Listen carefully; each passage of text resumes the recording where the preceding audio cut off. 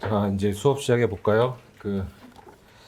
저도 저녁 강의를 오랜만에 보는데 이 강의를 들어야 되나 말아야 되나 고민을 많이 하고 오셨을 텐데 일단 들어보시고 별로 도움이 안 된다 생각하시면 안 들으시면 되고, 들으실 분들은 지금 들어야 돼요. 뭐 나중에 동영상 듣고 이러면 밀리기 시작하면은 한도 끝도 없잖아요. 그래서 물론 지금 형법 하느냐고 해서 뭐 형법도 뭐 벅차실 테지만 그냥 지금 들으실 분들은 지금 듣고, 그러니까 오늘 좀 들어보시고, 뭐 안 들어도 되겠다 싶은 분들은 그냥 안 들으시면 되는 거고, 들어야 되겠다고 하시는 분들은 지금 들어야지 나중에 밀려놓으면 이게 계속 부담이 되잖아요. 그래서 이제 뭐 저기 일요일 날 해볼까, 뭐 아니면 하루에 한 시간씩 해볼까 여러 가지 생각을 하다가 이제 뭐 일단 그 수목 이제 하루 이제 이틀 잡아놓은 건데, 오늘은 일단 민총을 나갈 거예요. 그래서 이제 민총 나가고 내일 물건 나가고 이렇게 해서 총 8회 동안에 뭐 중요한 것들 위주로 해서 이제 물론 이제 일순환 때 했던 내용도 있을 거고 안 했던 내용도 있을 텐데 뭐 그런 것도 들어보시고, 했던 거는 뭐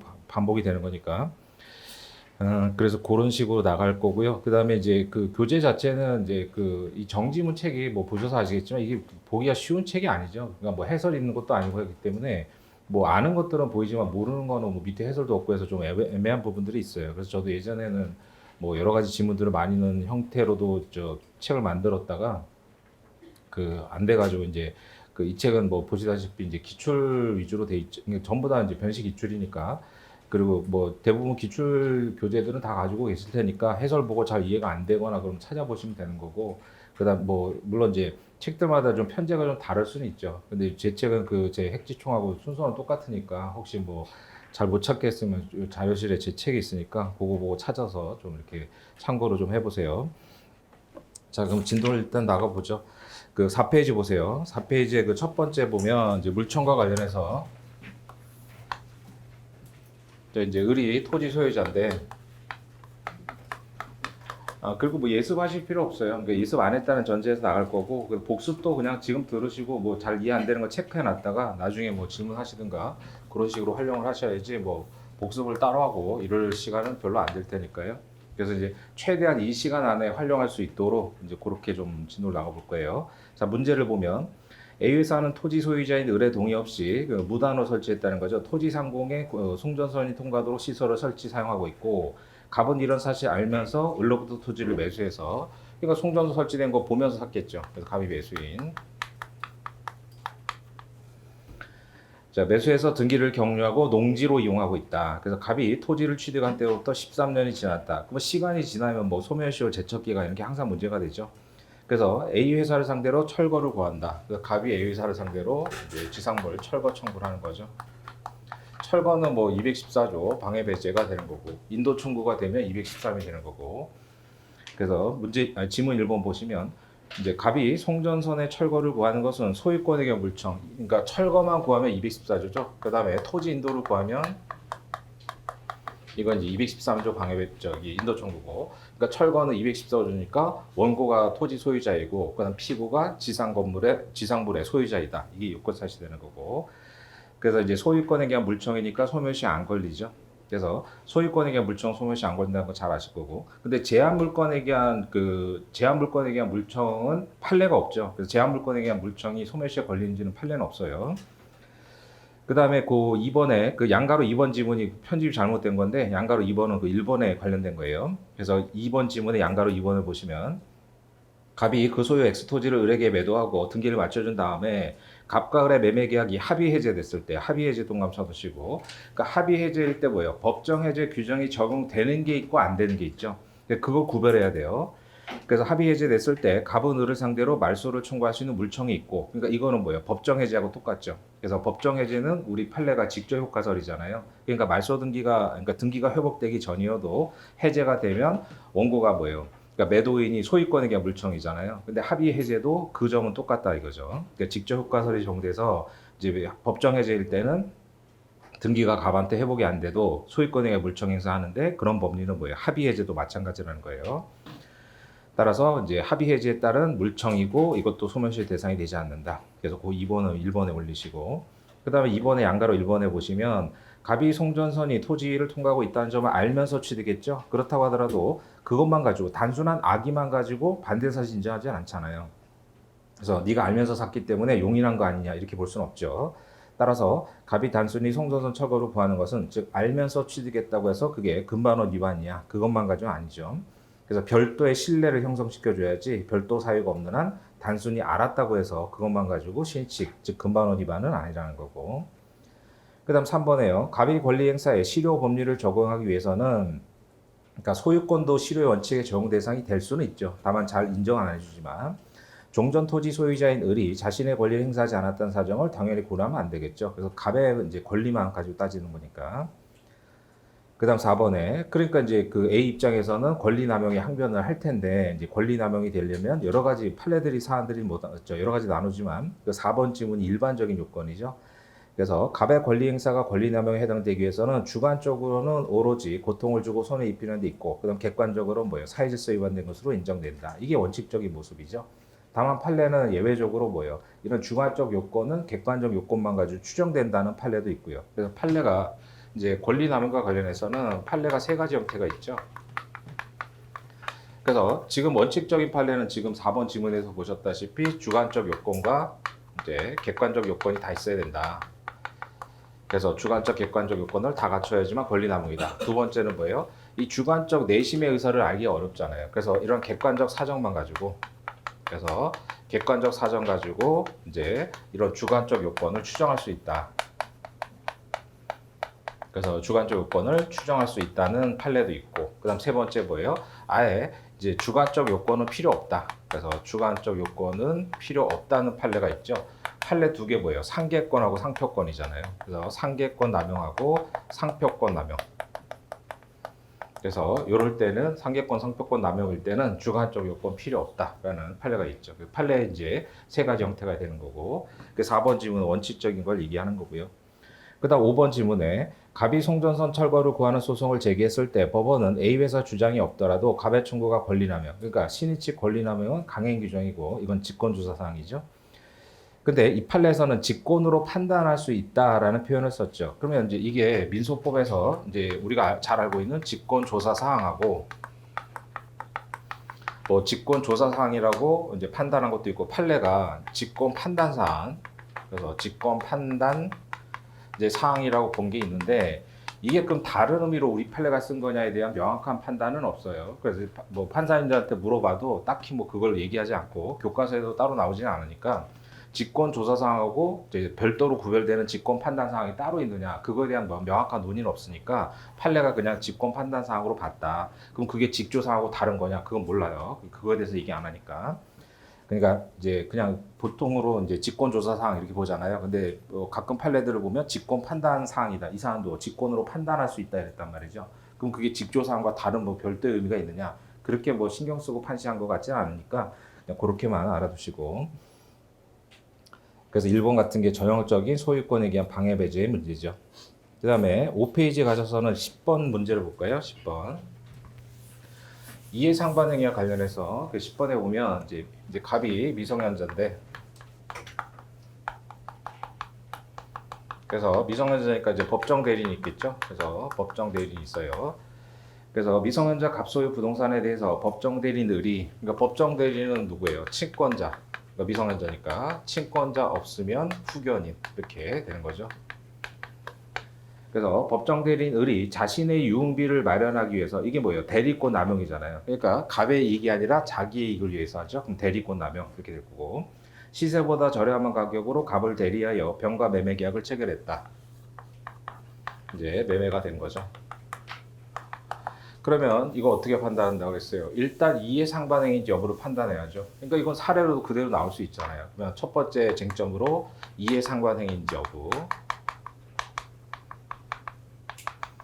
그래서 이해상반행위 여부를 판단해야 되잖아요. 뭐 가지고요? 우리 판례는 원칙적으로 형식적 판단설이죠. 그래서 형식적 판단설에 따라 그러니까 이제 별도 사안 그래서 이제 우리 판례가 예외적으로 이제 절충설을 취한 판례 사안 아닐 때는 일반적으로 형식적 판단설만 검토하면 된다고 그랬잖아요. 그러니까 친권자고 미성년 자녀의 공유 부동산을 담보로 제공한 그 사안일 때는 이제 실질관계를 고려한 형식적 판단설을 판례로 쓰시면 되는데 그 사안이 아닐 때는 일반적으로 형식적 판단설로 가면 된다고 그랬잖아요. 그래서 형식적 판단설에 따라서 판단해가지고 이해상반응이가 맞다. 그럼 뭐예요? 특별 대리인을 선임해야죠, 당연히. 그래서 특별 대리인을 선임해야 되고, 그 다음에 선임 안 하면요. 선임 안 했을 때는 무권 대리가 되는 거죠. 그래서 선임 안 했을 때는 무권 대리가 되는 거고, 그래서 무권 대리, 표현 대리, 뭐 추인 이 문제로 가죠.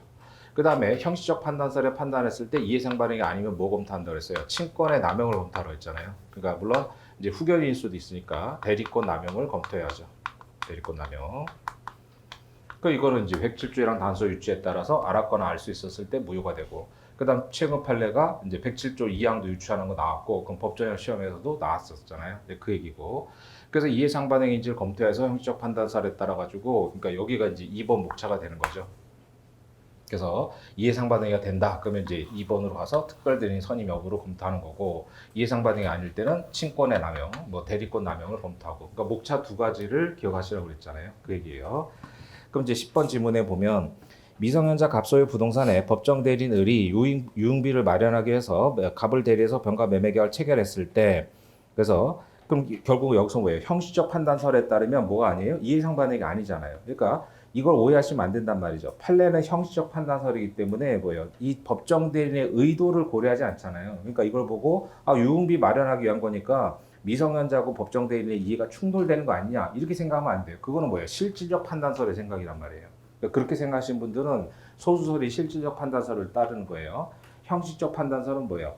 엄마가 그 상속을 다 포기해가지고 상속을 포기해서 자녀한테 준다고 하더라도 뭐예요? 결과를 고려하는 게 아니잖아요. 형식적으로 상속재산 분할은 이해가 대립되죠. 그러니까 자기가 전부 다 상속을 상속분을 포기해서 자녀들한테 다 준다고 하더라도 그 형식적으로 이해가 대립돼서 특대 선임해야 되잖아요. 그러니까 여기는 자신의 유흥비 마련 목적이지만 이건 내심의 의도에 불과하지. 그 매수인이 누구예요? 병이잖아요, 병. 그래서 매수인이 병이기 때문에 이건 뭐예요? 이해상반응이 아니란 말이에요. 형식적 판단설에 따르면. 그래서 형식적 판단설은 이 친권자 후견인, 즉 법정 대리인의 의도와 결과를 고려하는 게 아니잖아요. 그래서 유흥비 마련이니까 이해가 대립되지 않냐 그렇게 생각하는 건 실질적 판단설의 입장인 거죠. 그래서 판례에 따르면 이건 뭐예요? 이해상반응이 아니에요. 그럼 뭐예요? 친권의 남용으로 와서 병이 그런 사정을 알았거나 알 수 있었다면 뭐예요? 107조의 단서 유추 그 얘기잖아요. 그럼 이제 뭐예요? 대리권 남용에 대해서 상대방이 알았거나 알 수 있었을 때는 매매가 무효가 되는 거죠, 무효. 그래서 매매 계약 효력은 갑에게 미치지 않는다. 이게 무슨 말이에요? 그러면 본인인 갑에게 계약은 무효가 된다. 이런 뜻이죠. 그래서 그렇게 해서 이해상반응인지 여부, 그 다음에 이제 친권의 남용을 검토하는 그런 문제로 가서 형식적 판단설에 따르기 때문에 이해상반응이 아니다까지 정리하시고, 그 다음 6페이지로 가셔서 13번 문제를 보면 우리가 이제 부재와 실종은 선택형에서도 안 나오는데 그 13번 판례는 알고 있어야죠. 13번. 그건 이제 모의 시험 19년도 19년도 2월이 아니라 그 8월 모의고사죠. 두 번째. 19년도 8월 모의고사의 사례형에서도 이게 쟁점이 됐었는데요. 두 가지 판례 알고 있으면 되죠. 자, 그래서 이제 여기가 을이 최후 소식. 그래서 최후 소식이어서 뭐예요? 보통 실종 기간이 5년이잖아요. 그래서 이제 실종 기간. 그래서 보통 실종이면 5년이 되죠. 그럼 여기가 이제 실종 기간 만료시가 되고, 그래서 실종 기간이 이제 만료가 되면 어떻게 만료가 된 이후에 이해관계인들이 을에 대해서 실종 선고를 신청하죠. 그래서 실종 선고를 신청을 하고, 그럼 이제 법원이 공시최고 절차를 거쳐서 이제 실종 선고 재판을 하죠. 그래서 실종 선고 재판을 하고, 그럼 어떻게 돼요? 실종 기간 만료시로 소급해서 사망 간주가 되잖아요. 사망 간주. 그래서 추정이 아니라 간주죠, 간주. 그래서 이제 요게 그 실종 선고의 그 절차잖아요. 그러니까 이제 사망과 관련해서 이제 사망이 확실시되지 아니할 때, 그러니까 이제 을에 대해서 지금 을이 사망했는지 아닌지 모르잖아요. 그래서 이제 실종 선고를 통해서 사망 간주시키는 거고, 그다음 객관식으로 뭐예요?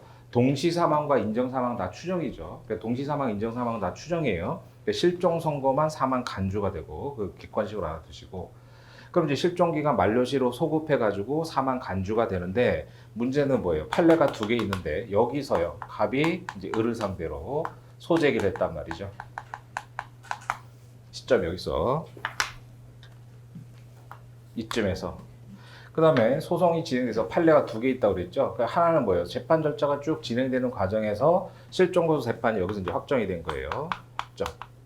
그때까지 이제 계속 중인 사건이 하나 있었고, 또 하나는 뭐예요? 재판이 진행되다가 여기서 뭐예요? 이미 이 갑이을을 상대로 소재기한 재판이 여기서 확정이 됐다는 거죠. 그러니까 여기는 확정된 거고, 여기는 계속 중인 거고, 이렇게 된단 말이죠. 그러면 실종 선고를 당한 사람은 실종 선고 재판이 확정되기 전까지는 뭐예요? 살아있는 사람으로 취급을 해주죠.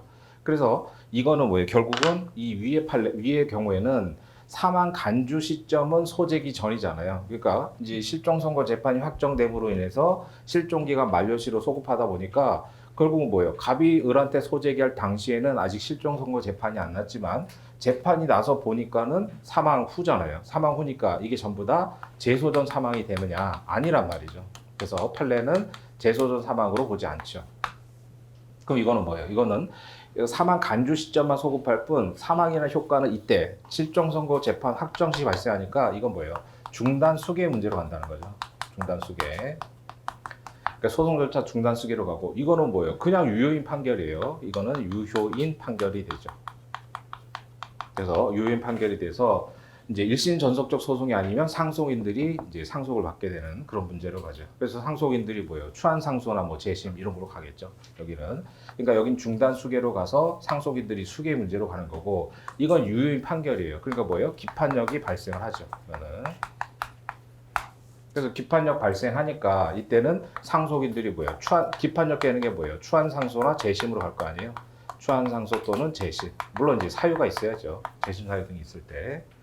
그래서 이런 문제로 간다는 거지 이게 소급해가지고 재소전 사망이니까 무효인 판결이 되냐 아니라는 거잖아요. 그러니까 이 실종 선고와 뭐 부재 실종은 지금 뭐 별 문제 안 되니까 객관식으로는 요 판례 이건 뭐 말씀드린 대로 19년 8월 모의고사에 사례로 나왔으니까 그것도 좀 알아두시고 자 그래서 13번 지문 보시면 실종자를 당사자로 한 판결이 특별한 조건 없이 선고되어서 확정된 후에 그래서 확정이 됐단 말이죠. 그래서 그 다음에 그로 인한 사망 간주 시점이 그 소재기 전으로 소급하는 경우라도 위 판결이 재소전 사망, 즉 당사자 능력이 없는 사망한 사람에 대한 것이라는 이유로 무효가 되느냐? 아니다는 거예요. 그냥 유효인 판결이 되는 거예요.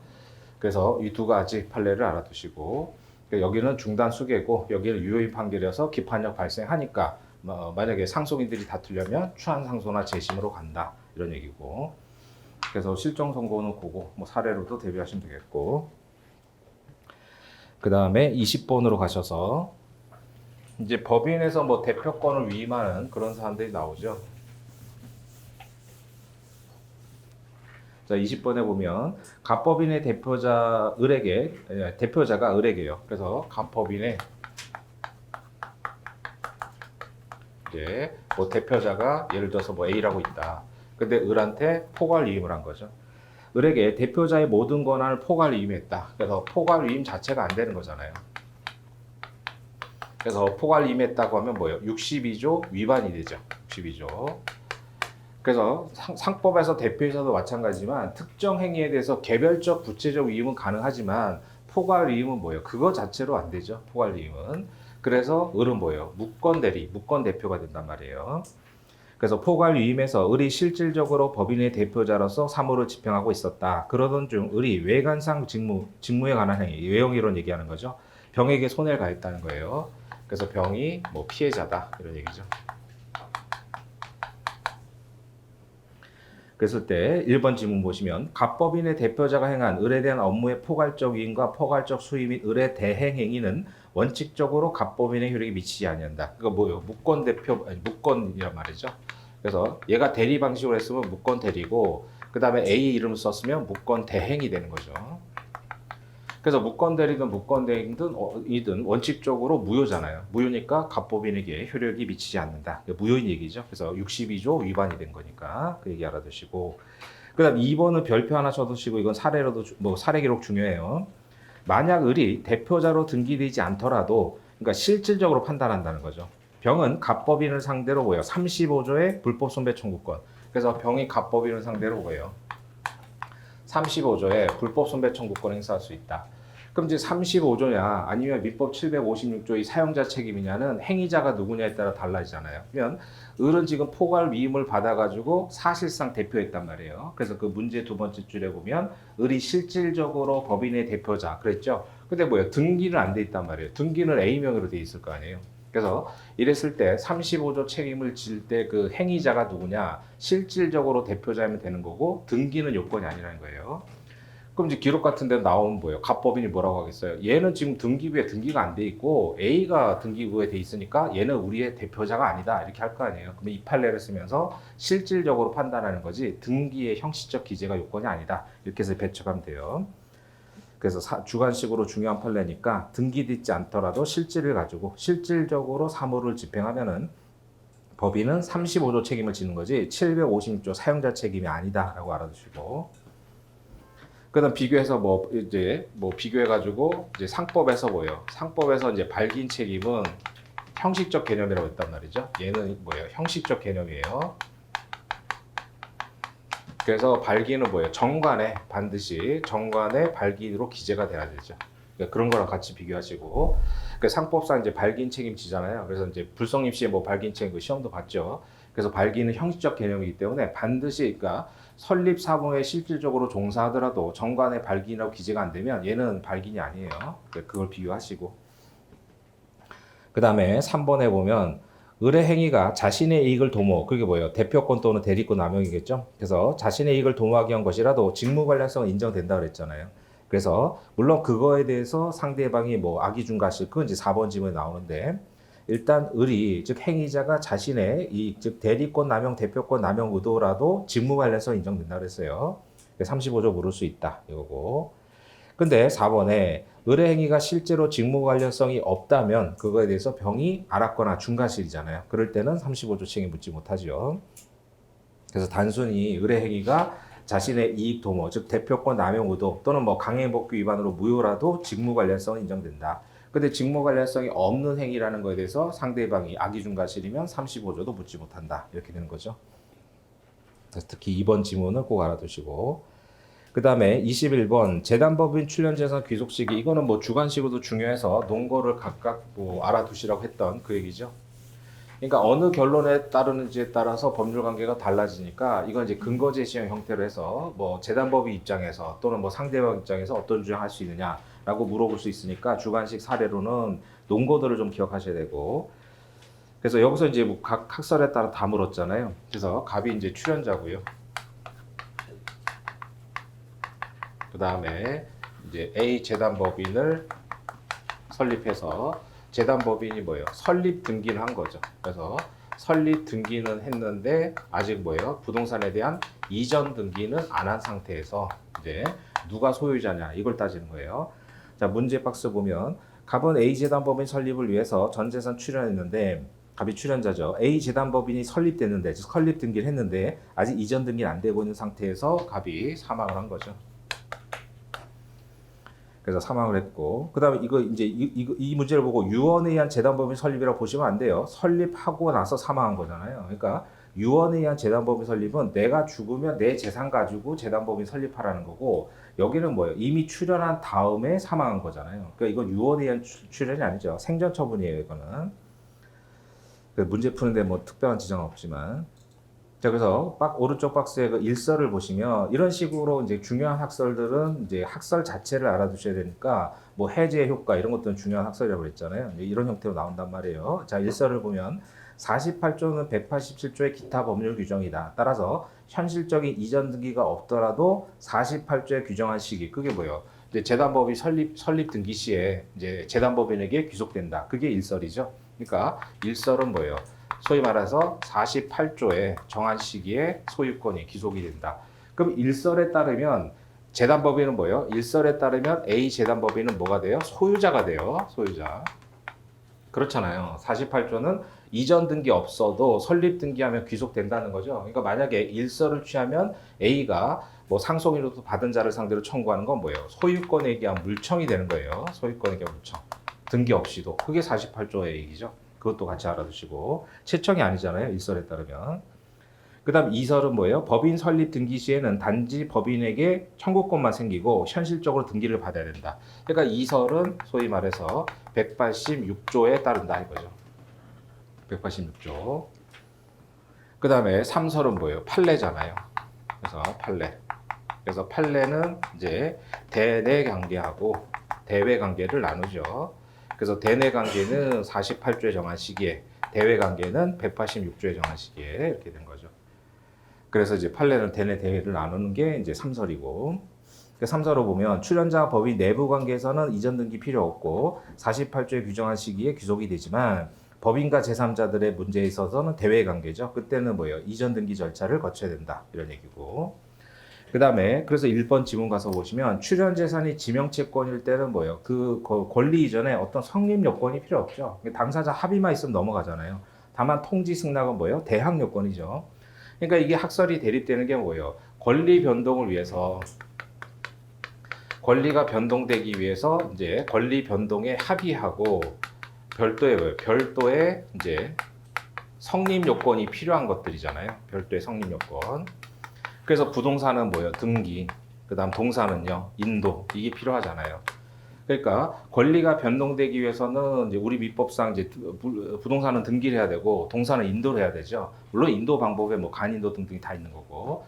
그래서 별도의 성립 요건이 필요한 이런 경우에 이제 186조는 이 성립 요건을 갖춰야 된다는 거고 48조는 필요 없이 그냥 법인 설립 등기만 하면 넘어간다 이런 얘기잖아요. 그러니까 지명채권 양도는 당사자 합의만 있으면 넘어가잖아요. 합의만 있으면 권리 변동이 되죠. 그리고 통지 승낙은 뭐예요? 대항 요건에 불과하잖아요. 그러니까 지명채권은 학설 대립이 없단 말이에요. 그래서 1번 질문. 출연재산이 지명채권일 때는 어느 학설에 따르더라도 48조에 규정한 시기에. 그러니까 당사자 합의만 있으면 되잖아요. 합의만. 그러니까 재단법인이 출연해서 이제 갑이 예를 들어서 뭐 자기가 X한테 갖고 있는 10억 채권을 출연을 했다. 그때는 뭐예요? 견해 대립이 없단 말이에요. 그러니까 재단법인이 설립 등기하면 이 채권이 뭐예요? A께 되죠. 그래서 A가 직접 X에게 청구할 수 있는 이런 형태가 되는 거예요. 학설 대립이 없죠. 거기는. 그래서 이런 학설 대립은 별도의 성립 요건을 필요하는 부동산하고 동산같이 등기나 인도가 필요할 때 이런 얘기고. 그 다음에 이설에 보면 일설에 대해서는 뭐예요? 일설은 뭐예요? 48조가 이제 뭐에 포함된다고요? 187조에 포함이 된다. 이 학설이잖아요. 그러니까 이제 이설에서 비판하기를 뭐예요? 일설에 대해서는 187조에 규정된 기타 법률 규정이란 당사자 의사에 기하지 않은 경우, 그래서 판결도 다 형성 판결 이런 것들 말하잖아요. 그래서 지금 여기는 출연자의 출연 계약에 따라서 이제 A가 청구권을 취득하는 거기 때문에 이제 187조의 물권 변동에 포함되지 아니한다라고 이설에서 일설을 비판하는 거죠. 그래서 일설 니네는 187조 기타 법률 규정에 48조가 포함된다고 보지만 187조에 말하는 기타 법률 규정은 당사자 의사표시 없이 법률 효과가 바로 발생하는 걸 말하기 때문에 48조는 187조에 포함될 수 없다. 이렇게 이제 비판하는 거죠. 그 다음에 3번에 삼설에 따르면 출연재산이 부동산이라고 하더라도 이해관계는 없으면 뭐 상관이 없잖아요. 부동산의 소유권은 법인 성립 시. 그러니까 뭐예요? 대내관계는 48조니까 법인 설립 등기 시에 바로 법인께 된다. 대내관계는. 판례에 따르면.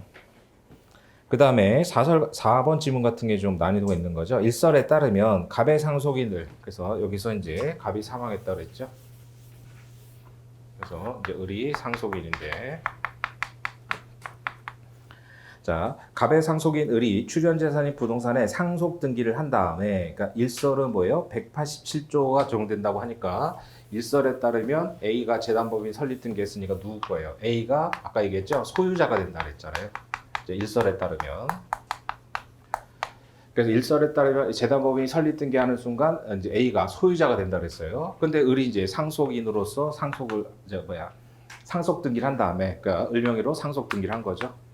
그 다음 제3자한테 팔 거 아니에요. 병에게 다시 매도했다는 거예요.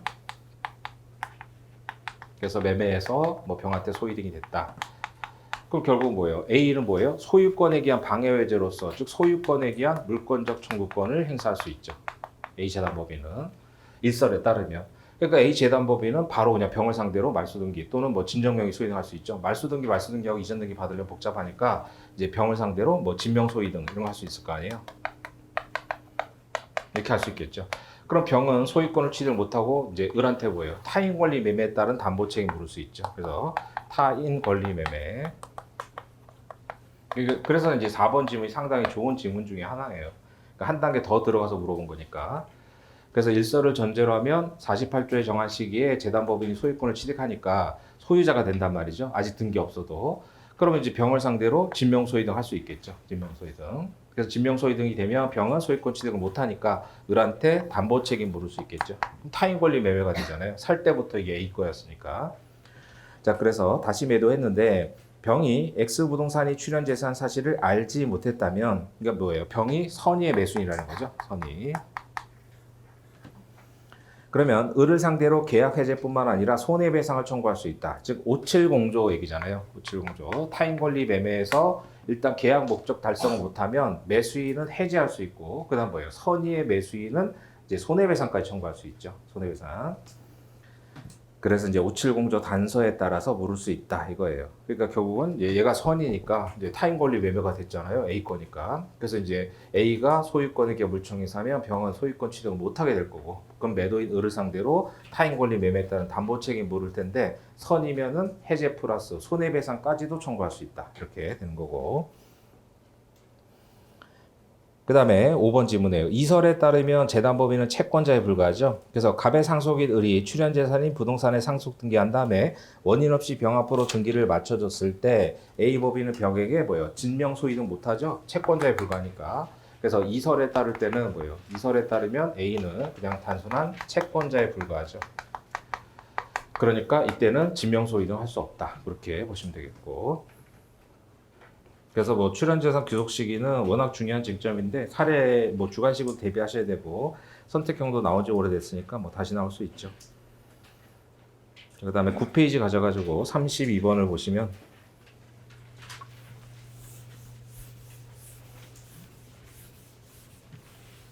자 사단법인 갑의 이사을은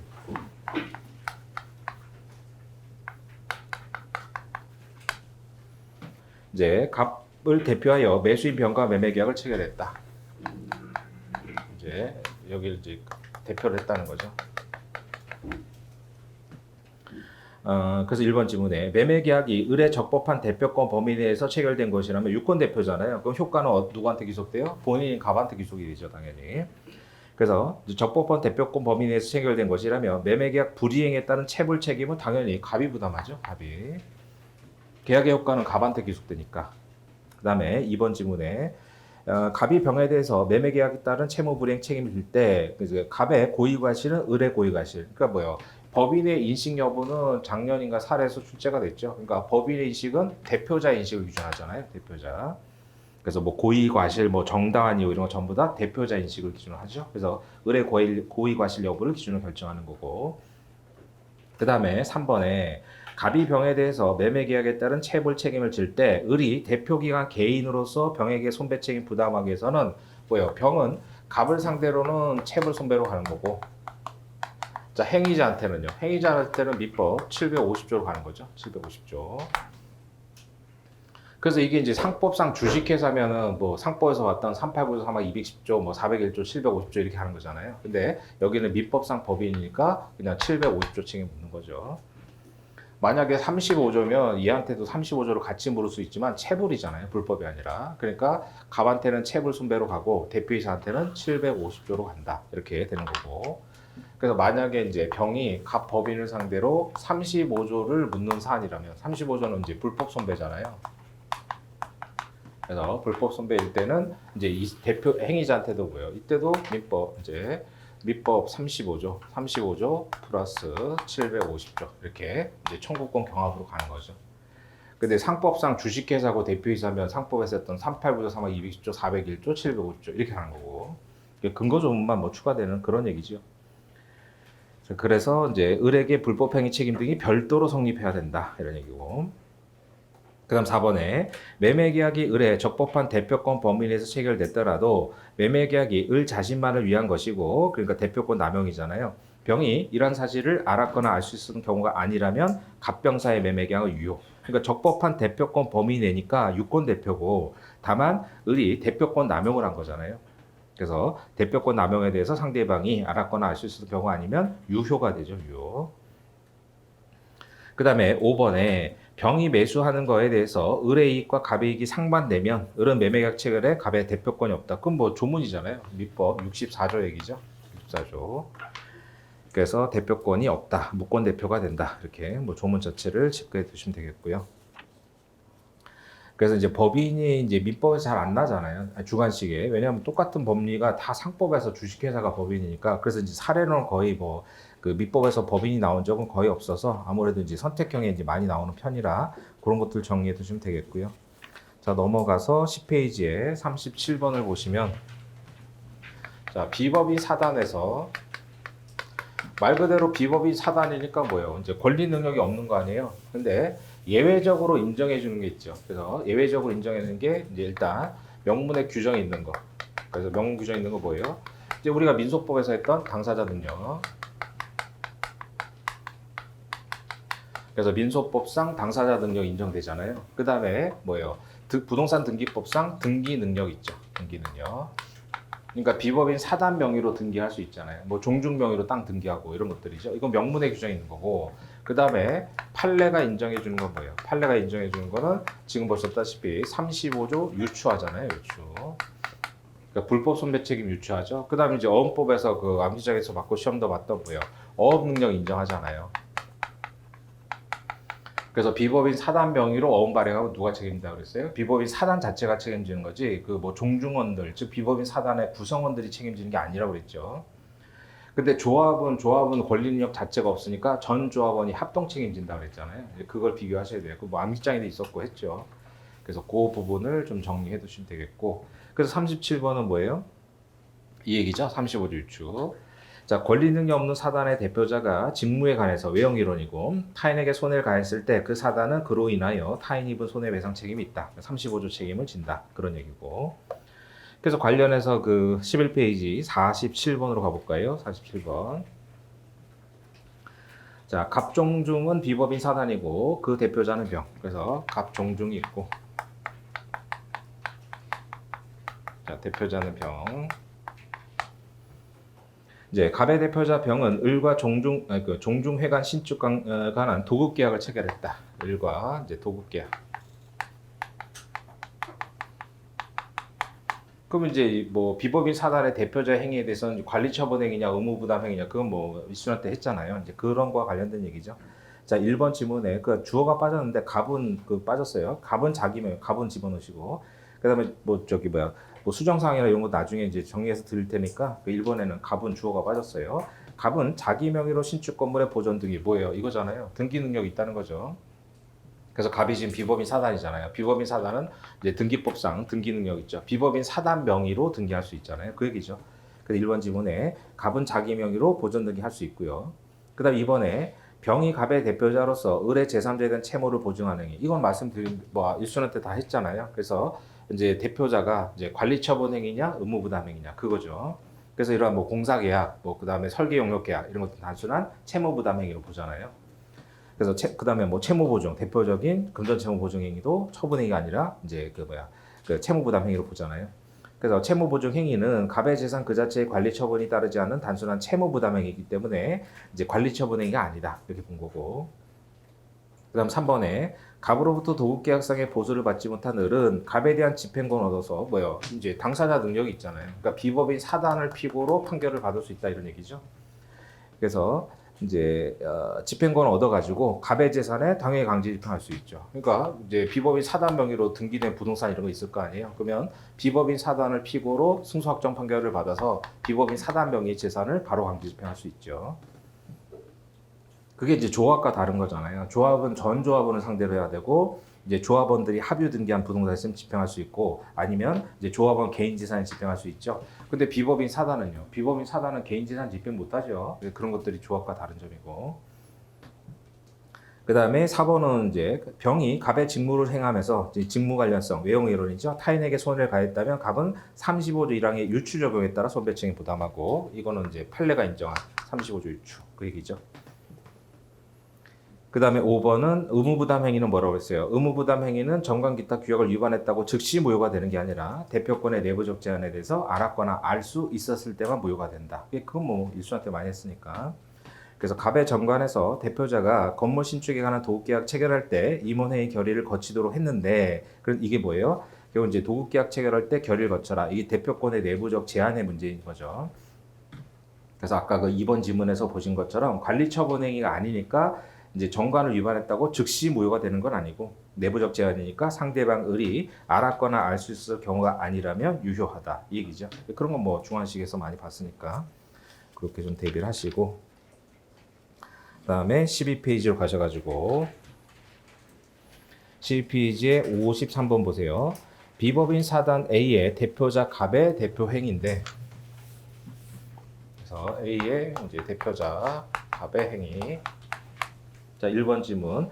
갑이 자기 업무를 을에게 포괄적 위임하고, 이거 아까 나왔잖아요. 포괄적 위임하고 을이 포괄적 수임으로 행한 대행행위는 A에 대해서 효력이 미치지 아니한다. 62조 얘기라고 그랬죠. 그러니까 이런 거 앞에 나왔으니까 뭐 지우셔도 되고. 그 다음 2번은 그 일순환 때 시험도 봤잖아요. 그 강의반, 첨삭반 다 시험 본 거예요. 그 채권자 대의할 때. 자, A가 총유 재산에 관한 권리를 행사하지 아니하고 있어서 이제 A의 채권자 을이 채권자 대의권에 기해서 A 총유 재산 권리를 대위 행사할 때는 상원총회 결의 거칠 필요가 없다라고 했죠. 그래서 그 기판력 관련해서 뭐 시험도 본 거죠. 다 양쪽 다 봤으니까 그런 식으로 사례에서 나온다고 그랬잖아요.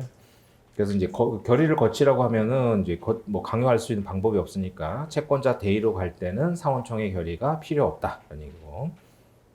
그다음 3번에 갑이 A 소유 부동산에 대해서 을과 매매 계약을 체결하는 행위가 대표자 개인의 사리, 이거 뭐예요? 대표권 남용이잖아요. 사적 이익을 말하죠. 사리를 도모하기 위한 것이거나 혹은 법령 규정 위배. 그럼 뭐예요? 이것도 강행법규 위배겠죠. 임의법규는 뭐 문제가 안 되니까. 그래서 대표권 남용으로서 계약이 무효. 그다음 뭐예요? 강행법규 위반으로서 계약이 무효. 그 얘기잖아요. 무효라도 외관상 객관적으로 직무 관련성이 인정된다면 35조로 물을 수 있다 이거죠. 그래서 이제 대리권 대표권 남용으로 무효, 강행법규 위반으로 계약이 무효가 됐을 때 거래 상대방은 35조 물을 수 있다 얘기가 되는 거고. 그 다음에 4번에 뭐예요? 매매 계약으로서 등기를 넘겨줄 때 이미 뭐예요? 그 상원총회 결의를 받았잖아요. 그러면 그 후속 행위할 때는 따로 결의가 필요 없다. 그 판례죠. 4번에 A 소유, 즉 A가 지금 비법인 사단이잖아요. A 소유 부동산에 관한 을과의 매매 계약. 그러니까 매매 계약은 채권행위지만 등기를 넘겨주면 처분행위가 되죠. 그러니까 부동산에 비법인 사단의 부동산의 처분행위니까 당연히 뭐예요? 총회 결의를 정관기타 규약 없으면 사원총회 결의를 거쳐야죠. 근데 뭐예요? 결의를 이미 받았다면 그 후속 행위 할 때마다 또 받을 필요는 없다 이거잖아요. 그래서 매매 계약으로서 A가 을에게 등기 의무저 이제 소유권 이전 등기 의무를 부담하는 경우, 그러니까 뭐예요? 적법하게 총회 결의 받았다는 뜻이겠죠. 소유권 이전 등기 의무를 부담한다고 했으니까. 따라서 그 후에 갑이 채무 존재를 인식하고 있다는 뜻을 표시하는 소시 중단 사유로서의 채무 승인은 뭐예요? 관리행위 처분행위가 아니다라는 거죠. 그래서 이제 매매 계약 체결할 때 이미 적법하게 그 결의를 받았기 때문에 그 후속 행위할 때 또 결의 받을 필요는 없다 이렇게 본 거고. 그다음 5번에 갑이 을의 병에 대한 채무를 담보하기 위해서 보증계약 체결 행위는 뭐였어요? 단순한 채무부담 행위라고 그랬죠. 그래서 상원총회 결의를 거치지 않더라도 오른쪽 페이지에 그 보증계약은 A에게 효력이 있다. 그러니까 원칙적으로 효력이 있는 거죠. 그래서 원칙적으로 써놓으시고 그 보증계약 앞에다가 원칙적으로 정확하게는. 그래서 다만 뭐예요? 예외적으로 상대방이 뭐 알았거나 알 수 있어서 무효가 되잖아요. 약간 오해 소지가 있으니까 원칙적으로 보증계약은 효력이 있다. 예외적으로 알았거나 알 수 있으면 무효가 되겠죠. 그렇게 좀 봐두시고. 그 다음에 이제 넘어가셔서 그 14페이지 권리 객체로 가서 보시면 그 4번에서는 이거는 이제 1008조 사망 조문이잖아요. 그래서 그 4번 지문 보면 분묘에 안치되어 있는 피상속인의 유체유고르 뭐 등등에 대해 수 있는 유체물이기 때문에 제사 주재자에게 승계된다. 그러니까 제사 주재자에게 승계된다는 건 1008조의 3의 조문이 있는데 이걸 왜 말씀드리냐면 올해 5월 달에 판례가 변경이 됐어요. 그래서 제사 주재자를 뭐 뉴스에도 나왔으니까 뭐 보신 분도 계실 텐데 제사 주재자한테 승계가 되는데 제사 주재자를 어떻게 결정하느냐. 예전에 뭐였어요? 장남, 장손, 장녀 이렇게 갔잖아요. 근데 그게 뭐예요? 연장자로 바뀌었죠, 최근에. 그래서 5월 달에 판례가 변경이 됐어요. 근데 이건 뭐 객관식이니까 나중에 보실 거고.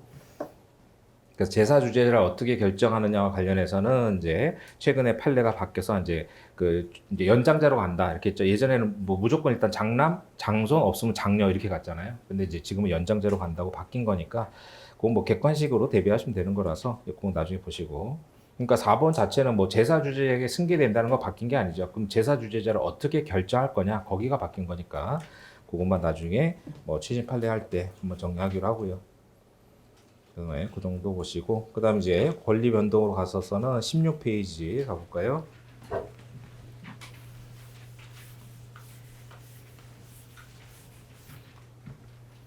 자, 16페이지에 그 7번 보면 채무 초과 상태인 갑은 그러니까 요거는 이제 무효와 취소 이중효로서요. 그러니까 통정허위 표시하고 채권 채권자 취소가 같이 나올 수 있어요.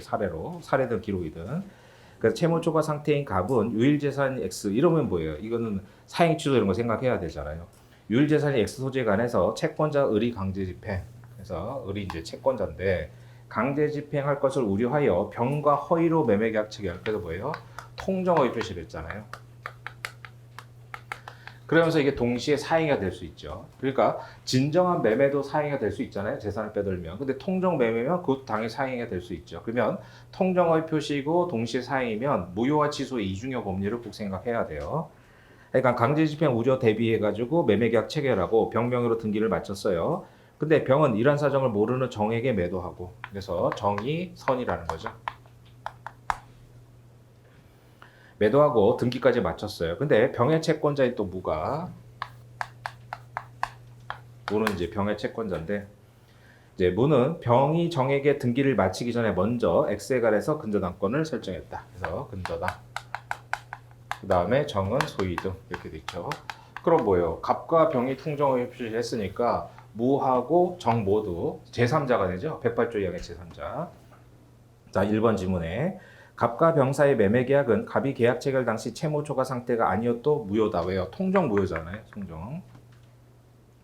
그 다음에 2번에 갑과 병 사이 매매 계약이 강제 집행 면탈 목적으로 체결됐더라도 그것만 가지고 뭐예요? 103조 위반으로 보지는 않잖아요. 그래서 선량 풍속 기타 사실서 위반한 법률행위가 아니기 때문에 갑은 병에게 부당이득 반환 청구할 수 있고 그래서 뭐예요? 을도 채권자 대의로 맞수 청구할 수 있죠. 그래서 단순한 강제 집행 면탈, 세금 포탈 이것만 가지고 103조 위반은 안 보니까요. 그 다음에 3번에 갑과 병 사이 매매 계약이 무효일 때 통정 무효죠. 갑은 정의 선이라면 무효로 대항할 수 없고 108조 이하. 그 다음 제3자 선의는 다 추정이 되잖아요. 그래서 갑은 정의 악의를 스스로 증명해야죠. 그다음 4번에 갑과 병 사이 매매 계약이 무효가 됐을 때 갑은 무가 선이라면 똑같잖아요. 그래서 얘네 둘은 다 이제 108조 이항이니까 무효로 대항할 수 없다. 그 다음 5번에 갑병 사이 매매 계약이 무효인 경우에도 채권자 을은 사행임을 이유로 채권자 취소권 행사할 수 있다. 이게 소위 말하는 무효와 취소의 이중효죠. 그러니까 통정이면서 동시에 사행위가 될 수 있잖아요. 사행위. 그러니까 이게 병한테만 가 있을 땐 별 문제가 없단 말이죠. 그래서 이제 사례나 기록에 나올 때는 이제 을이 갑에 대한 채권자인데 갑이 이상처럼 병에게 이제 통정 매매를 했고 그다음에 이게 동시에 뭐예요? 사해 행위가 된단 말이에요. 사행위. 그래서 병한테 소유증이 됐다. 유일한 재산이. 그 병이 가지고 있으면 을이 뭐 사행위 취소를 하든 채권자 대의든 큰 뭐 상관이 없잖아요. 자기 하고 싶은 대로 하면 된단 말이에요. 그러니까 사행위 이유로 얘가 사행위 취소성을 제기할 수도 있고 그 다음에 원상협으로 뭐 말소 등기 청구하면 되죠. 그 다음 통정일 때는 뭐예요? 채권자 대의로 갈 거 아니에요. 채권자 대의. 채권자 대의에서 말소 청구하고 그러니까 뭐 병이 가지고 있을 때는 채취해도 되고 뭐 채대해도 되고 하죠. 뭐 요건 입증만 다른 거니까. 근데 병이 정한테 소유등을 해줬다. 또는 뭐 얘한테 이제 근저당권을 설정해줬다. 이럴 때는 얘기가 달라지잖아요. 얘가. 그럼 이제 사례 주관식에서 사례나 기록형에서 얘가 결국 뭐예요? 통정에 대해서는 그 다음에 사행에 대해서는 선의악의를 나눠서 줄 수 있잖아요. 그러니까 얘가 통정에 대해서는 악인데 사행인지 몰랐단 말이에요. 뭐 그럴 수 있고 반대로 통정은 몰랐는데 사행이는 알았다. 이렇게 날 수 있죠. 그럼 이거에 대해서 선의악의를 시험 문제 주관식에 주어질 테니까 얘가 만약에 사행에 대해서는 선이에요. 그럼 사행 취소로 갈 수는 없잖아요. 그때는 근데 통정에 대해서는 악이다. 그러면 이제 채권자 대의로 가야 되겠죠. 그래서 통정과 사의에 대한 사행에 대한 정의 인식에 따라서 사행 취소나 뭐 채권자 대의 이렇게 나눠질 수 있으니까 그럴 때 이제 좀 판단하는 문제를 좀 알아두시고 그래서 이제 무효인 행위도 사행 취소의 대상이 될 수 있죠. 그래서 무효와 취소의 이중요로서 뭐 제일 중요한 사안이니까. 그 제3자가 통정과 사행에 대해서 뭐 둘 다 악이면 뭐 어느 거로 가도 상관없지만 이제 그 중에 하나가 선일 때는 안 되는 게 있으니까 그때는 뭐 통정에 대해서 악이다. 그때는 채권자 대의로 가고 그렇게 이제 사례로 대비하셔야 되는 부분 중에 하나예요. 그래서 그 정도로 좀 보시고 무효와 취소 이종용. 그 다음에 18페이지로 가셔서 자 25번은 별표 하나 치시고 이것도 뭐 암기장에 있어서 보신 건데 이것도 목차 두 가지예요. 주관식으로. 그러니까 그 판례가 이게 판례가 굉장히 중요한데 시험에 안 나오고 있으니까 대비를 하셔야 되는 거고. 자 그래서 25번에 보면 갑이 자신 소유 X 토지에 관해서 채권자 을에게 담보가 등기를 격려하려고 했던 거죠. 그래서 갑이 채무자고 이제 을이 채권자고. 그래서 둘이 합의를 해서 뭐요? 얘한테 이제 담보 가등기를 격려해 주기로 한 거예요. 근데 갑이 지금 채무가 많고 다른 채권자들이 많으니까 갑과 을이 합의를 해서 뭐요? 병명의로 소이등을 한 다음에 너한테 담보 가등기 해줄게. 이렇게 이제 을과 통보를 한 거죠. 그래서 갑이 자기 소유 X 토지에 관해서 채권자 을에게 담보 가등기 약정한 상태에서 토지를 병에게 뭐요? 가장 양도를 한 거죠. 그래서 갑이 을한테 얘기한 거 아니에요? 내가 지금 채무 초과 상태니까 내가 등기를 갖고 있는 상태에서 너한테 담보 같은 게 주면 다른 채권자들이 뭐 사행이 취소할 수도 있고 뭐 하여간 받기 어려우니까 병명의로 등기를 돌린 다음에 너한테 해줄게 이렇게 한 거잖아요. 합의를. 그래서 가장 양도하고 등기를 병한테 맡긴 다음에 병에게 지시해서 을에게 담보 가등기 해줬어요. 그럼 자, 요 사실관계를 근거로 첫 번째 목차로 뭐예요? 을이 108조 2항에서 보호받는 제3자냐? 이제 이걸 검토하죠. 그래서 뭐예요? 아니라는 거죠. 우리 판례는. 그러니까 통정의 표시로 보호받는 제3자가 되려면 이게 통정이잖아요. 가장 양도했으니까. 그래서 통정 허위 표시를 기초로 새로운 이행을 맺어야 되는데 우리 판례는 얘를 물어본 거예요. 통정의 당사자로 본 거잖아요. 통정에. 갑이 을과 통정해서 내가 병명으로 등기하고 해줄게. 그래서 통정 허위 표시로 보호받는 제3자는 아니다라고 본 거죠. 그다음 두 번째 빼먹으면 안 되는 게 뭐예요? 실체관계에 부합하는지 여부. 그래서 실체관계에 부합하느냐? 그렇다는 거죠. 이거는. 그러니까 이 판례 하나 가지고 뭐 15점짜리 나올 수 있는 거예요. 그럼 목차가 두 가지죠. 108조 2항에 보호받는 제3자인지 그 다음 실체관계에 부합하는지 여부 두 가지 목차를 기억하셔야 돼서 사례형으로 내기 중요한 판례니까요. 그래서 지문에서는 그냥 108조 2항 아니다 그만 했잖아요. 그래서 채권자 을은 통정의 표시에 108조 2항의 제3자가 아니다. 그 양가로 2번 지문도 마찬가지로 그렇게 출제가 됐는데 그래서 통정의 표시로 보호받는 제3자는 아니지만 뭐는데요? 실부합이란 말이에요. 그래서 이제 을의 담보가 등기는 실체관계에 부합한다 이렇게 보시면 되겠고 그런 의미로 보시고 그 다음에 한 장 넘겨서 20페이지 자 33번의 판례는 이건 예외적이라고 그랬죠. 그래서 일반적으로 착오랑 사기는 일순환의 시험도 보셨지만 착오랑 사기는 경합한다고 그랬잖아요. 그래서 상대방이 기망을 하면 사기만 쓰면 안 된다고 그랬죠. 그래서 착오랑 경합하는 걸 써야 되는데 이 판례는 예외적인 거라고 그랬잖아요. 그래서 거기 사실관계에 병을 갑. 그래서 병이 채권자고 그 다음에 을이 채무자고 그 다음에 갑이 그 실제 사안에서는 이제 응대보증이 된 거죠. 자 사실관계부터 먼저 정리하면 이제 을이 병으로부터 돈을 빌리는데 병은 이제 회사였고 을이 이제 채무자로서 돈을 빌리는데 병이 이제 을한테 연대보증인을 구해오라고 했단 말이에요. 그러니까 을이 병한테 기망을 하죠. 그래서 이게 이제 객관적으로는 뭐예요? 연대보증 서류죠.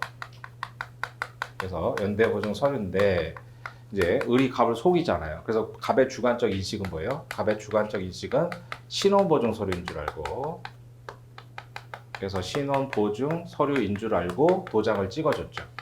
그러니까 갑은 뭐예요? 주관적으로는 자기는 신원보증 서류에 날이 난다는 인식만 있었는데 이게 연대보증이 됐잖아요.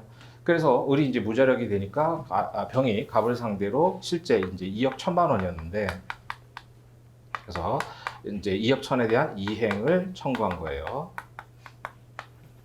그러니까 갑의 입장에서 뭐예요? 이제 이 계약에 즉 보증 계약의 효력을 소멸시켜야 될 거 아니에요. 그러면 보증 계약 효력을 소멸시킬 때 이제 계약에 성립된 계약을 소멸시키는 게 무효 취소 해제라고 그랬잖아요. 그래서 갑이 이제 취소를 주장한 거죠. 취소. 그래서 취소를 주장했는데 이제 이 판례는 일순환 때 그 말씀드린 대로 이 판례는 예외적으로 이제 갑을 보호해줘야 되겠다는 결론을 내놓고 이론을 갖다 붙인 거라고 했잖아요. 그러니까 이 판례를 이론적으로 뭐 비판하고 이럴 수는 없고 이거는 일반론이 아니니까 이건 사례로 내기 어렵다고 그랬잖아요. 그러니까 이제 결국은 이 사건이 대법원까지 올라가서 대법원이 보니까 갑을 보호를 해줘야 되겠다는 결론을 미리 낸 거죠. 그러니까 재판을 하다 보면 이론적으로 따져서 결론을 낼 수도 있지만 결론을 내놓고 재판을 하는 경우도 있단 말이에요. 그 이론을 갖다 붙여가지고. 그러니까 누가 보더라도 이 사람을 보호해줘야 되고, 그러니까 이 병은 아까 얘기했는데 회사였단 말이에요. 근데 이 회사는 뭐 2억 원 없다고 뭐 무너지고 이런 회사가 아닌데 갑은 개인이어서 2억 물어내기 힘들잖아요. 그래서 결론은 갑을 보호해줘야 되겠다는 결론을 내놓고 무리하게 이론을 갖다 붙인 거예요, 대법원이. 그러니까 대법원이 뭐 그런 이론을 몰라서 한 게 아니잖아요. 그러니까 이 판례를 이론적으로 비판하면 안 되죠. 그래서 그러면 이 판례는 왜 어떤 이론으로서 갑을 보호를 해줘야 되느냐? 그러면 문제가 뭐예요? 지금 갑이 을한테 속았잖아요. 그래서 기망에 빠져가지고 착오를 했죠. 지금 객관적으로 연대보증 서류인데 주관적으로 신원보증 서류. 이게 뭐예요? 표시상의 착오잖아요. 표시상의 착오. 자기는 이제 신원보증 서류 날인해 준다고 했는데 표시는 연대보증 서류가 됐잖아요. 그럼 표시상의 착오죠, 이거는. 그러면 일반적으로 기망과 착오가 있으니까 갑은 이제 사기의 의사표시, 그 다음에 착오에 한 의사표시. 이걸 둘 다 주장할 수 있단 말이죠. 일반적으로 경합한다고 그랬잖아요. 일순환 때 시험도 보신 거고. 그래서 상대방한테 속으면 동기의 착오가 되죠. 물론 여기 이제 표시상의 착오가 된 사안인데. 근데 대법원이 보니까 뭐예요? 이 사기로 가면 이게 뭐예요? 제3자 사기잖아요. 보증계약은 채권자와 보증인 간의 계약이니까 얘가 기망했단 말이에요. 그러면 이 사기로 가면 제3자 사기인데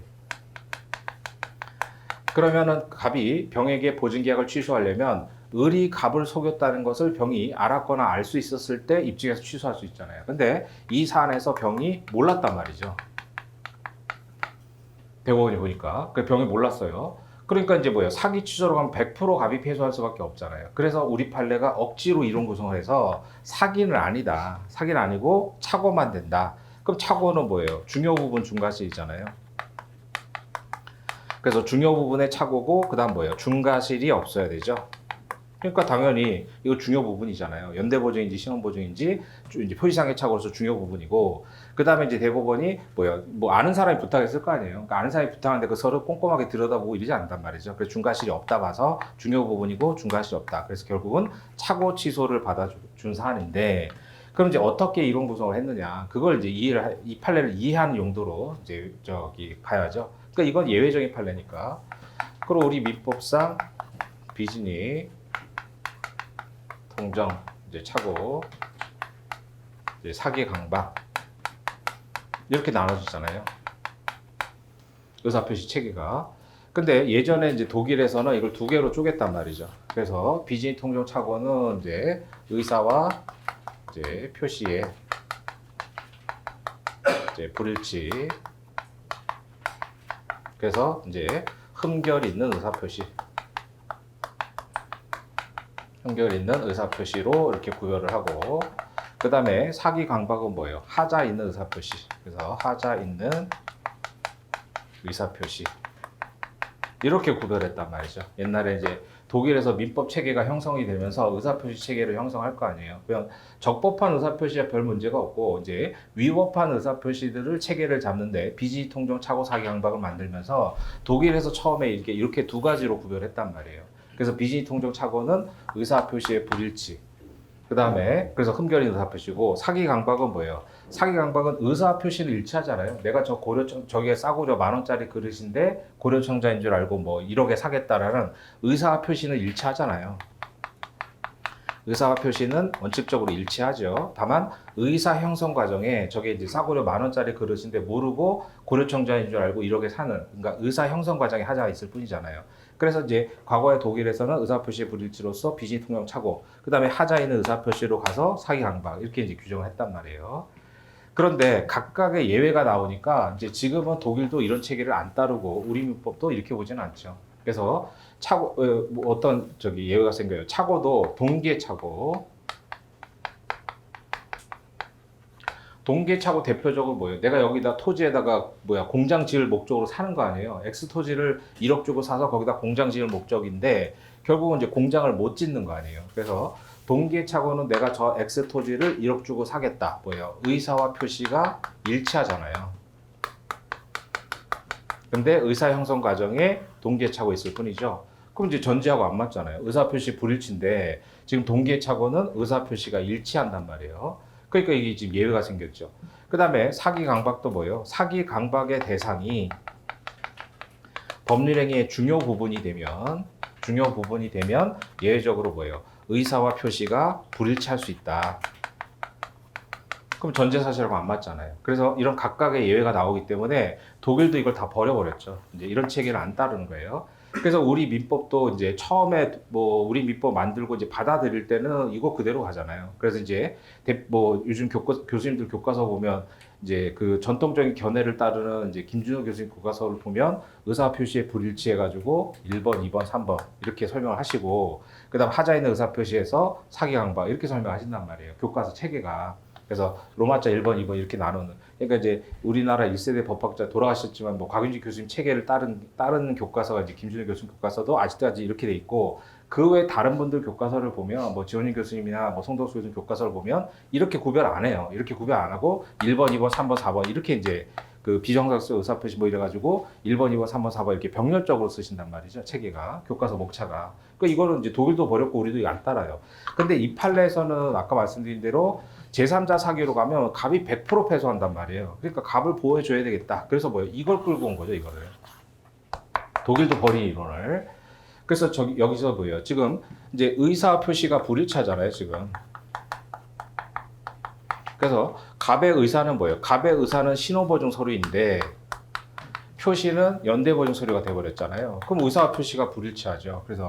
그럼 이제 의사 표시가 불일치하는 건 뭐예요? 이 옛날 얘기로 따지면 사기 강박은 의사 표시가 일치하잖아요. 그러니까 의사 표시가 불일치하는 건 이거란 말이죠. 그러니까 착오만 되고 사기는 아니다. 이렇게 가져간 거예요. 그러니까 이 판례를 이론적으로 비판하면 절대로 안 되죠.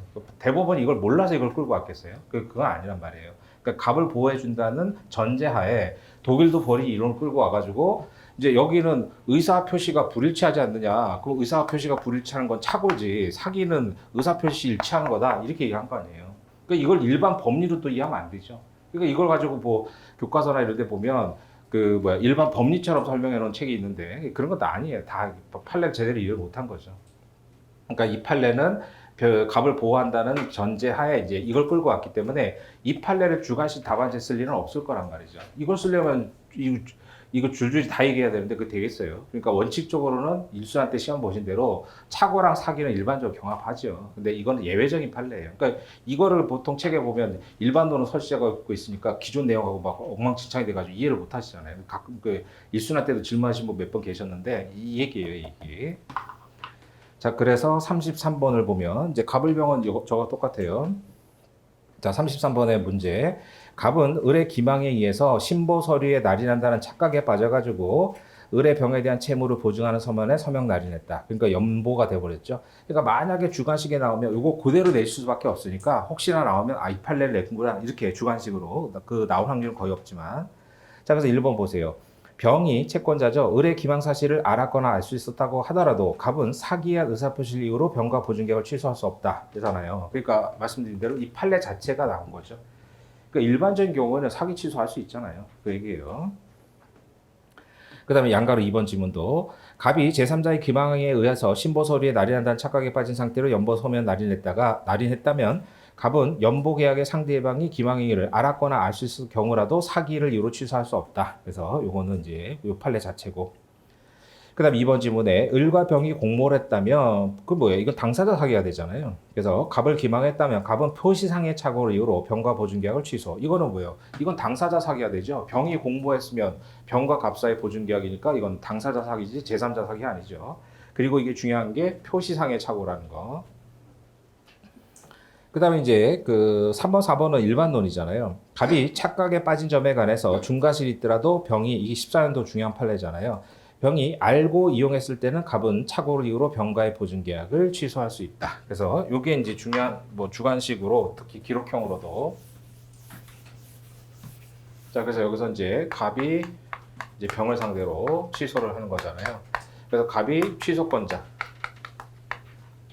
그러면 이제 병이 이 사안에서는 취소권자의 상대방인데, 자, 일반적으로 어떻게 돼요? 입증 책임이 취소권자는 뭐만 입증하면 돼요? 취소 사유만 입증하면 되죠. 취소 사유. 그래서 미성년자도 뭐예요? 나는 미성년자다. 이거만 입증하면 되죠. 그러면 상대방이 이게 취소가 되는 게 자기한테도 좋은 뭐예요? 그냥 가만히 있으면 취소가 되는 거죠. 근데 상대방이 취소를 막으려면 뭐 입증해요? 취소권 배제 사유. 그래서 취소권 배제 사유를 입증하는 거죠.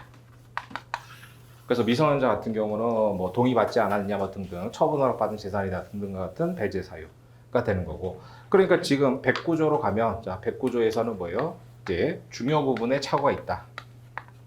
그래서 중요 부분에 착오가 있다. 이걸 입증하면 되죠. 그럼 상대방은 뭐예요? 상대방은 이 취소를 막으려면 너 중과실이다. 그래서 중과실이라는 것을 취소권 배제 사유니까 취소를 막으려는 상대방 입증 책임지죠. 그러다가 14년도 판례에서 뭐라고 했어요? 이제 갑이 이제 나의 중과실을 병 네가 알면서 이용하지 않았냐. 이제 이것을 이제 주장할 수 있다 이거죠. 그러니까 중과실이어도 뭐예요? 취소가 될 수 있는 경우가 있죠. 그러니까 그 객관식에 보면 오른쪽에 약간 좀 애매하게 나오기는 했던데 객관식 지문이 나오면 다른 지문하고 비교해서 보셔야 돼요. 그러니까 중과실이어도 뭐예요? 취소가 될 수 있잖아요. 그러니까 중과실이면 원래 취소권이 배제가 되는데 상대방이, 즉 취소권자의 상대방이 이 의사표시자의 중과실을 알면서 이용했다. 이게 14년도 판례잖아요. 알면서 이용했을 때는 중과실자도 뭐예요? 취소할 수 있죠. 그래서 객관식에서 중과실자는 취소할 수 없다 이렇게 나오면 어떤 의미로 출제를 하셨는지 다른 지문하고 좀 비교해서 봐야 돼요. 그래서 3번이 뭐 그 얘기잖아요. 3번, 4번이. 그래서 3번, 양가 1번. 갑이 착각에 빠진 점에 관해서 중과실이 있더라도 병이 이를 알면서 이용할 때는 뭐예요? 취소할 수 있죠. 그 다음 오른쪽 4번에 갑이 착각에 빠진 점에 관해서 경과실이 있을 때 갑의 착오를 위한 취소가 허용되고요. 뭐 경과실 때 할 수 있고 중과실 때도 악의 이용만 할 수 있으니까 이 경우 취소로 인해서 병이 손해 입었더라도 우리 판례는 뭐예요? 불법 행위가 손해배상을 청구할 수 없다고 보죠. 왜냐하면 불법 손배가 관련하려면 위법성이 있는데 중요 부분의 착오를 취소할 수 있다는 건 109조에 인정이 되잖아요. 그래서 뭐가 없어요? 취소권자는 이제 민법에 따라 취소하는 거니까 위법성 요건이 탈락이 되죠. 그러니까 위법성이 없잖아요. 그러니까 위법이 뭐예요? 법을 위반한 건데 갑은 109조 요건에 따라 취소를 했죠. 그래서 취소권자들이 위법성이 없기 때문에 750조 손배 책임을 지지 않죠. 그래서 그 얘기를 알아두시고. 그러니까 이제 이걸 입법으로 집어넣자라는 견해들이 뭐 30년 전부터 있었는데, 왜냐면 이제 독일 같은 경우는 이게 인정이 된단 말이에요. 그러니까 독일은 실내익 배상을 인정해주는 명문 규정이 있는데 우리 민법은 없잖아요. 그러니까 우리 민법 없으니까 대법원 판례가 이제 민법 705조 요건 중에 위법성이 없다. 그러니까 민법상의 요건을 갖춰 취소한 거니까 법을 위반한 게 아니다. 그래서 명문 규정이 없는 한 실내익 배상 청구는 안 된다. 그게 판례잖아요. 그게 4번 지문이고. 네, 외국의 입법례는 있으니까 우리도 도입하자라는 입법론이 있을 뿐 판례는 명문의 규정이 없으니까 안 된다. 이렇게 본 것으로 보시면 되겠고. 그런 의미로 보시고, 그 다음에 35번까지만 보고 좀 쉴까요? 그래서 35번에 자신이 소유한 조선시대 유명 화가의 고소화를 진품으로 알고 있던 갑은 을에게 1억 원에 매도하는 내용의 매매계약을 체결하면서 위작일 때 을이 매매계약을 해지하고 반환받기로 한 특약도 함께 체결했다. 이게 뭐예요? 진품을 전제로 계약을 체결했다. 이렇게 해석해야죠. 을도 고소화를 진품으로 알고 갑에게 1억 원을 지급하고 인도받았다. 근데 감정해봤더니 아니더라 이런 얘기죠. 그래서 1번 지문에 이제 착오로 인한 취소 요건이 갖춰져서 을이 매수인이죠. 이를 이유로 취소한 다음에 그럼 취소하면 소급 무효가 되니까 부당이득 반환 청구하겠죠. 그럼 갑도 뭐예요? 돌려받아야 될 거 아니에요. 뭐 위작이라도 50만 원짜리니까. 그래서 갑은 고소와 반환을 동시항변권 행사할 수 있다. 그러니까 계약이 성립됐다가 소멸되는 건 무효 취소 해제라고 그랬죠. 그러면 해제는 명문의 규정이 있잖아요. 동시항변권 인정하는 명문의 규정이 있죠. 그럼 해제는 명문의 규정이 있고 549조에 그 다음에 무효 취소는 뭐예요? 판례가 인정하잖아요. 그래서 무효 취소는 동시행 관계를 판례가 인정하고, 그 다음에 이번에 착오로 인한 취소 요건이 갖춰졌을 때 갑의 을에 대한 하담이 성립하는지 상관없이 착오를 이유로 취소할 수 있다. 그래서 이제 뭐 타인 권리 매매라든가 이런 거 할 때 뭐 담보 책임 체불 불법 착오 사기 이런 거 다 뭐 목차를 검토했잖아요. 그랬을 때 청구권 경합이니까 하담의 성립 여부와 상관없이 착오 취소할 수 있고, 그다음 3번에 을의 착오는 동기의 착오죠. 그렇지만 뭐예요? 표시를 했잖아요. 위작일 때 해지하기로 했기 때문에 이건 뭐예요? 그 진품이라는 걸 전제하고 계약을 체결한 거니까 표시된 거죠. 따라서 을에게 중과실이 없다면 을은 동기의 착오를 이유로 매매 계약을 취소할 수 있다. 이거는 이제 원칙을 얘기한 거잖아요. 다만 아까 얘기한 대로 중과실이 있더라도 예외적으로 취소할 수 있는 경우가 있으니까 그건 이제 이 지문은 원칙을 얘기한 거니까. 그다음 4번도요. 을은 자신의 중과실로 착오에 빠졌을 때 착오를 이유로 한 매매 계약 취소할 수 없다. 이거 지문 그대로 출제가 된 거예요. 이거는 제가 변형한 게 아니라 그러니까 맞는 지문을 출제가 돼서 이렇게 나오면 아까 말씀드린 대로 상대적으로 보셔야 된다는 거예요. 그러니까 이걸 보고 이제 중과실이라도 상대방이 악의 이용했으면은 취소할 수 있는데 이렇게 해서 틀린 지문이다 이렇게 보시면 안 돼요. 어떤 식으로 출제가 됐는지를 잘 보셔야 되는 4번은 뭐 그대로 출제가 된 지문이니까 그래서 상대적으로 보셔야지 아까 그 33번에 3번에서 보신 것처럼 뭐 상대방이 악의 이용하면 취소할 수 있지 않느냐 틀린 거 아니냐 이렇게 보시면 안 되고 그러니까 오지선다로 나왔을 때는 이제 상대적으로 봐야 되니까 그렇게 좀 보시고 그다음에 10분이니까 딱 10분만 쉬었다가요 뭐 10시까지 다 안 하고 오늘 소면 시험까지 가니까 그러니까 10분만 쉬었다가 하겠습니다.